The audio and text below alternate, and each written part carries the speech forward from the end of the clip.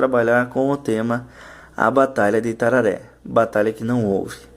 Será uma aula que terá como objetivo mostrar para vocês as principais características do movimento revolucionário de 1930 e de 32 e as consequências desse movimento, como também compreender uma parte da história de Itararé, em que a cidade ficou conhecida como o palco da batalha que não houve. Durante a Revolução de 1930 e para finalizar, vamos refletir sobre o impacto das revoluções nos dias de hoje. Revolução de 30, a Batalha de Itararé, batalha que não houve. No início da década de 30, o Brasil vivia um processo de mudança com o abandono da monarquia para a criação de um novo governo republicano. Com o descontentamento do novo governo, muitas cidades acabaram enfrentando conflitos e revoluções na divisa de São Paulo e Paraná, principalmente na cidade de Itararé. A Primeira República no Brasil surgiu após o fim da monarquia com a proclamação da República de 1889.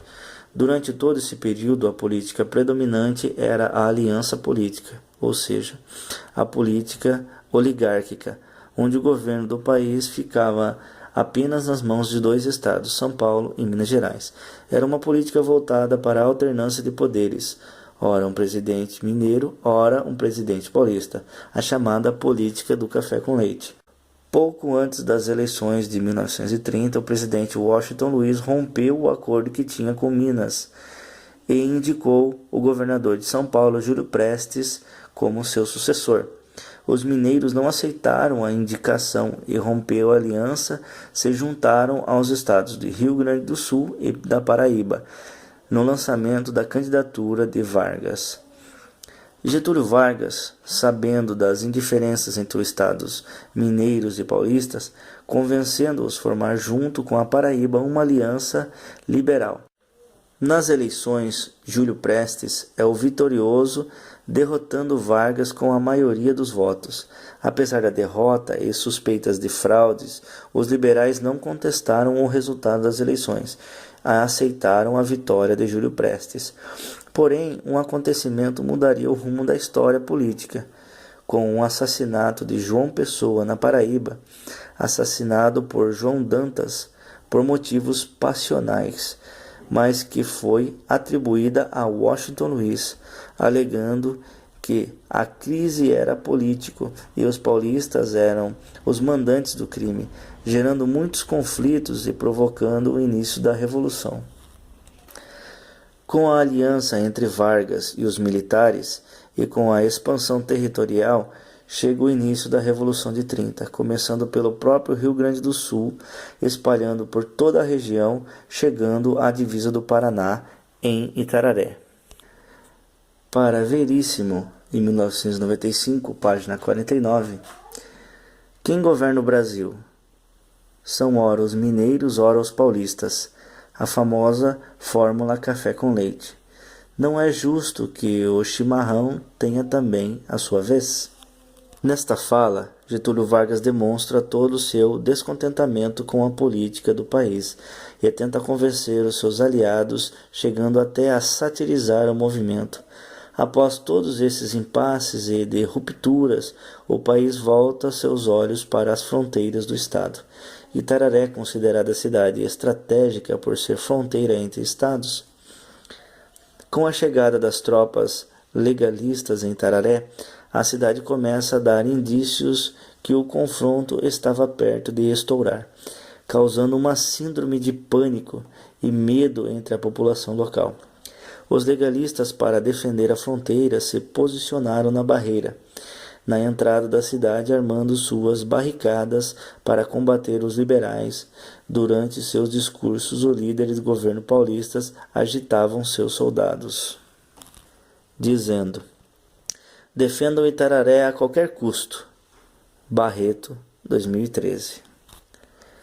Entre o início da Revolução, 3 de outubro, até 24 de outubro, os liberais gaúchos ficaram acampados no estado do Paraná, só na espera do momento certo para atacar. Muitos ataques ocorreram nas fronteiras, com trocas de tiros entre ambos os lados.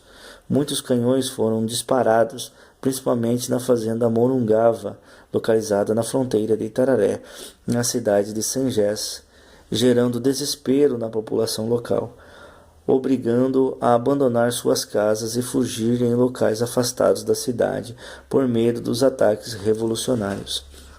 A invasão de Itararé era para ser no dia 25 de outubro, mas o fato transformou a história de Itararé, pois aquilo que era para ser uma batalha com confronto direto entre ambos os lados acabou um dia antes, quando Washington Luiz foi deposto do país por uma junta militar, terminando assim com o período oligárquico e sem dar um único tiro. Com a queda de Washington Luiz, os líderes legalistas e as tropas perderam sua força e foram obrigados a abandonar a cidade de Itararé em retiradas, para deixar o caminho aberto para a entrada e passagem da comitiva de Getúlio na cidade. Grande leva de revolucionários tomava as ruas da cidade. 4 dias depois, a 28 de outubro, Getúlio Vargas chegava com a festa na estação ferroviária de Itararé, Barreto, 2013. E dias depois, no dia 3 de novembro, Getúlio Vargas chega ao Rio de Janeiro dando um golpe de Estado, e tornando o novo presidente do país, com a instalação de um governo provisório, Estado Novo e fim da República Velha. A Batalha de Itararé, de 1930, é marcada na nossa história como a batalha que não houve. Apesar de Itararé levar esta marca, prova disso, nós veremos em menos de 2 anos, quando eclodiu uma nova revolução entre paulistas e gaúchos, a Revolução Constitucionalista de 1932.